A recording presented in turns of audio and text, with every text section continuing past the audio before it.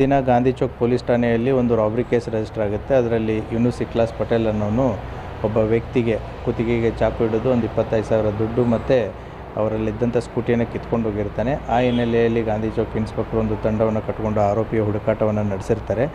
ಆತನ ಊರು ಆಲ್ಮೇಲ್ ಹತ್ರ ದೇವನಗಾಂವ್ ಅನ್ನೋದು ಗೊತ್ತಾಗುತ್ತೆ. ಆ ಹಿನ್ನೆಲೆಯಲ್ಲಿ ಆ ಕಡೆ ಅಂತ ಹೋದಾಗ ಆ ವ್ಯಕ್ತಿ ಆ ವೆಹಿಕಲನ್ನು ತೊಗೊಂಡು ಹೋಗೋದು ಪೊಲೀಸರ ಗಮನಕ್ಕೆ ಬರುತ್ತೆ. ಪೊಲೀಸರು ಚೇಸ್ ಮಾಡಿ ಅವನಿಗೆ ನಿಲ್ಲಿಸು ಅಂತಂತ ಹೇಳಿರ್ತಾರೆ.